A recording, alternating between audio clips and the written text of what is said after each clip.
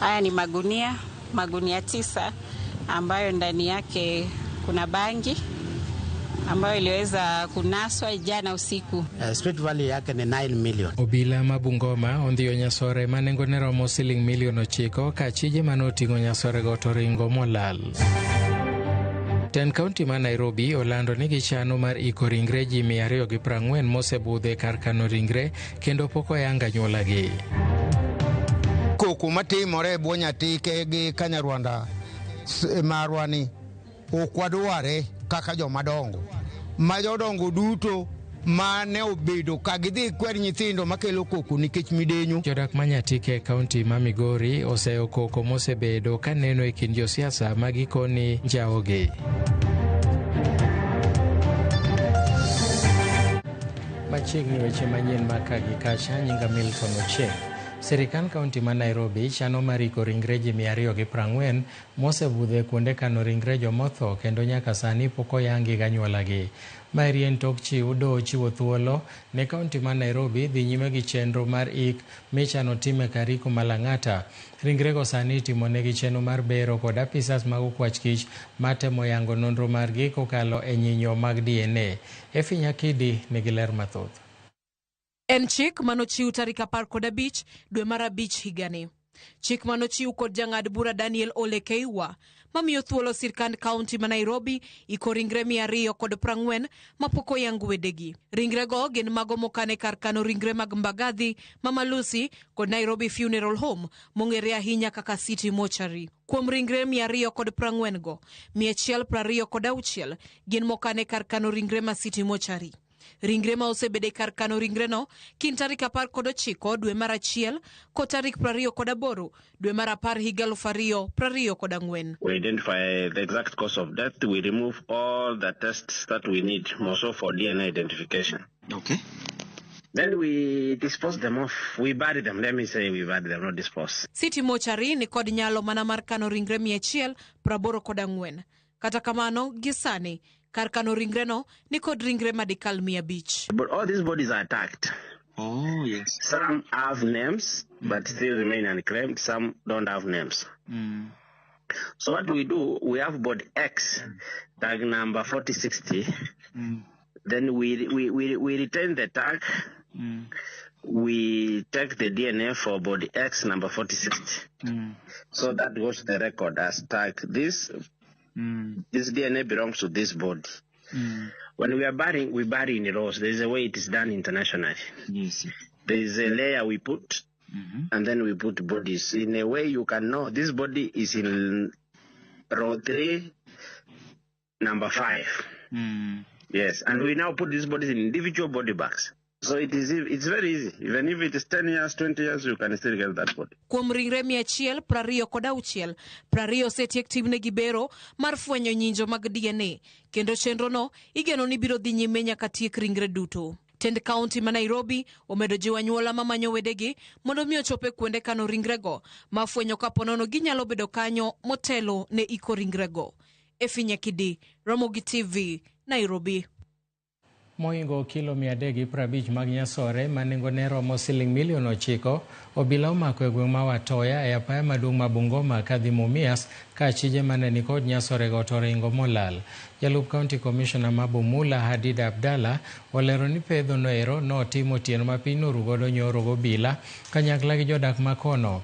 OCPD ma Bumula Agre Makomere bendo lero na chijego ne owuok kod nyasore no e piny Libamba ma Uganda kaka manitero gi to pod ok oyangi. Obila koro chaka pedha mar manyo achije manoringo go.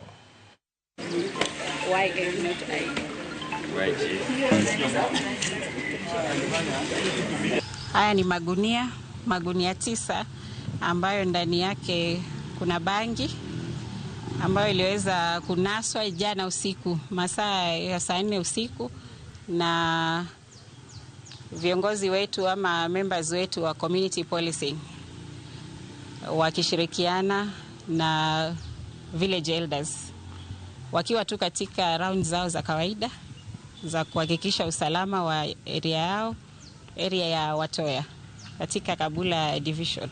Visa vya bangi katika hii eneo ya Bumula haiko juu sana, kwa sababu ukiona vile imepakiwa inakaa kama inapelekwa mahali pengine na imetolewa mahali pengine ambayo ni nafikiri ni nchi ya our neighboring country. So lakini tunaweka mikakati kwa mipaka na kila mahali tuhakikisha kwamba we do not allow bangi in our country. Na wale ambao wanatumia tunawashika. Hii bangi vile mmeelezwa ni 350 kgs 0.8 na approximate value yake ni street value yake ni 9 million. Jodak e gwenge Manyatike okwedo koko manomwoche kinde arambe mar kanisa e ward mar Makalda Kanyarwanda e sub county Manyatike chieng' Jumapil ma juma mokalo ka gidwaro mondo tend arita kwe otim nonro kendo kaw okang' ne jogo manonyayo koko. Giwacho ni gisebedo ka gineno koko mag siasa ka koro gikwayo josiasa mondo were kod siasa mag agoko. Jodago eko Manyatike okwayo rowere mondo thegre kod josiasa matiyo kodgi e kelo tulo ka koko manowuok e kinde nyasi ma choko omenda ne kanisnigo e gwenge ma Makalda Jumapil ma juma mokalo ne obiro tok moko kuom rowere notemo tamo MCA ma Makalda Kanyarwanda Felix Okwayo e donjo e nyasi no mar choko omenda.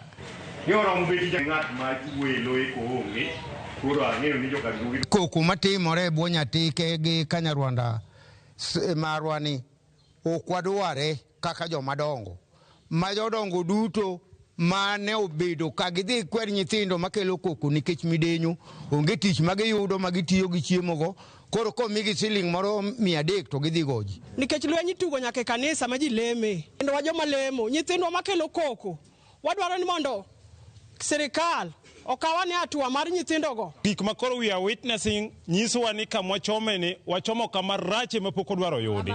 Kendo wan kaka dhano matiyo Nyatike ka maringe Nyatike ka chakre tung sori nyaka nyon malo magacha tinyon miuru kacha tidhi nyaka suna malo kama nywa nyoro ka okoro nyal morwa kaka oganda achiel. Wan wajoko nyangora bala yawa joturwa wan joko nyangora bala we utimo no timbe mutimo maricho richogi kendo timbegi ok nyal miyo wabed joma social e yore duto teme ji timo. Kwero koko Manyatike midhie ka ng'ato dhi arambe koko nyaka bedi, ng'ato dhi kata mane e kanisa koko nyaka bedi, ng'ato dhi mane liel kaka dang' idhi ng'ato kanyo be itamini ok nyal chopo nang'o ang'o motimore. Onengo maknwa jogi mondo kel puonj ne nyithindo ma achien.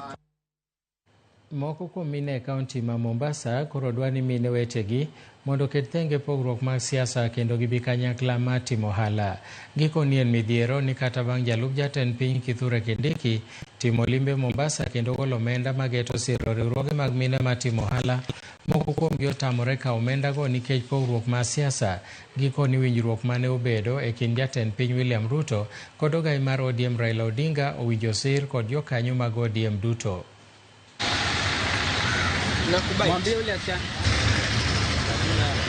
Nyocha ne Deputy President okelonwa pesa Mombasa ka, Jomvu nokel pesa, Likoni be nokel pesa. Pesa manokelni jo ODM ema nyocha okawo kom kono. Koro jo kano golgi mondo gigol mine mondo bi okaw pesa ni jo man gi certificate ni yudo jo ODM moko ne wacho ni gino giti gi serikal to mine ni kanyo chandre pesa no no pogni ji to mine manoyudo matin ok mine mang'eny to jo ODM wakwayo nyocha waseloso broad base kauru kue mondo donje serikal wayud konyruok. Wach ma broad base makoro nyocha waseriwre gi serikal wabed gi moro achiel wati kar achiel jowa manonwang'o nafas manene jatendwa Ruto omiyo telo gitem konyo jatelo gitem konyo rais gibed ni gin magilando nying rasik ma rais osetimo giwe bedo ni gin kosa ni gisenwang'o wacho rumo giwe paro ni koro ODM no se donji serikali nyaka wati kamora achiel. Hili si suala la kisiasa, Ni wito wa kizalendo, ikiwa viongozi wetu wataungana na kuzungumza kwa lugha moja, maendeleo, umoja na uwazi, tunaweza kubadilisha hali ya nchi yetu. Riwruoge makedo ne tend loch gwenge kaachiel kod mano mochung' ne ratich oganda e counties 47 duto ma pachoka koro dwaro ni sirikal mamalo mondo ket e lwet counties tije ma katiba oketo ni mondo tim gi piny owacho ma counties. Riwruogego bende okwedo okang' mar temo puodho aguch omenda mar NGCDF mondo mi ori e katiba ka gikoni doho noseng'ado ni aguluno en ataro mar chik. Dwaro ma kamagi biro bang' dok piny mar dongruok mopogore opogore e counties kaluwore ni sirikal mamalo pod omako tije moko mowinjore bed ni timo gi counties. MPs osieko gune dwa bedo gi CDF ni ncho bedo rule out no oken constituency ken unit mar dongruok ongo bed pesa no moteri county a national government function or better remain national government function. MPs role gi en to legislate loso chik rango ka chik tiyo gwenge kod MPs kod MCS ochako the state house dwaro dongruok. Owachon chik no wachon chik mar loso budget wachon budget loso National Assembly kod Senate. Koro wang'eyo ka koro pesa chako the state house kendo dwaro dongruok. Ngiso ni gi undermine chik ma Kenya. To gin joma loso chik no. Koro wakwayo ni state house oken ka dwaro dongruok. Dongruok no mobed ir jo piny to chik ma jo kati budget ite assembly tikale to dongruok timore kamano. Ai functions must be delayed. National government pod kwami omoki functions mege county. Koro yudo national government pod gero chiro, national government pod kawo ndara gi gero kor gwenge to gigino no bed loch ma gwenge. Koro be loch ma gwenge to koro gwenge iso mayo gi function. Koro ka gitimo functions gi. Omik governors pesa otigo gik mano gitiyo, county government, national government otiek gi mondo gigo tire. Mane yakwa biro fulfill devolution kaka ne wadware chik ma 2010. Moko kuom mine mane onyuol kapod tindo mawuok e counties ma Homa Bay gi Migori koro wuok oko mar konyo e kedo gi wach gamo moyiu e kind nyithindo manyiri kaachiel gi kedo gi gamo kute mag ayaki manyien e kind rowere kod kedo gi lwenje ma kit chwech e counties go. Kweth minego ochako chenro machiwo puonj mageto rowere mathoth e counties go ka gimiyo gibedo gi ng'eyo e wi pek ma ikelo gi wach mar gamo moyiu e kind nyithindo manyiri kod landruok kute mag ayaki. Minego osebedo ka bago romo gi rowere ma kamago dwe ka dwe e moko kuom ute mag thieth mag yiero ma bende ni koda kuonde ma rowere nyalo goye mbaka kendgi maonge luoro e wi pek magikale. Duol mochung' ne kedo gi landruok kute mag ayaki e pacho ka to gi tuoche mamoko NSDCC osebedo ka chiwo sir ne kweth minego mondo mi gichop ir rowerego mondo mi gipuonjgi e wi ritruok makare manyalo miyo ngimagi ok rochre. Mondo wang'e mar ni ok ging'eyo emomiyo magitimore to ka dine bed ni ging'eyo magi chandruoge madine ok yudwa. To e dwe kwang'iyo waromoga gi jo-youth gi maromo 1,000 to seche moko bende wakalo. To wasetimo maendi kuom ndalo mang'eny to nikech koro waromo gi jo-youth mopogore opogore to sama watimo maendi kendo gin be wanyisogi ka gidok dala nitiere jok manok ochopo gichop wechegi kuonde mamoko manok wanyal gike. And the target wabedo ga ni wayud youths 1,000 kadhi mbele.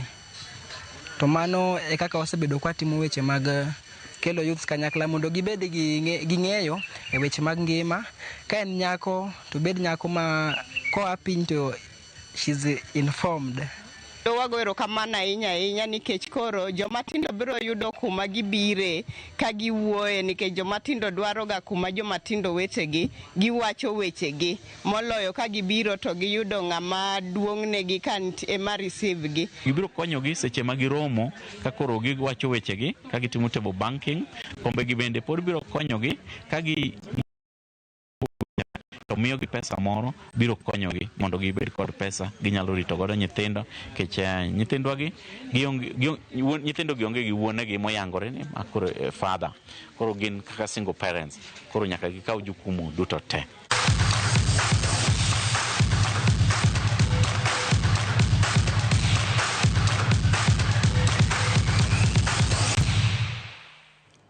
piny owacho kokalo kuom migawo mar tuke oikore mar siro tuke manyien kaka water rafting mamedo yudo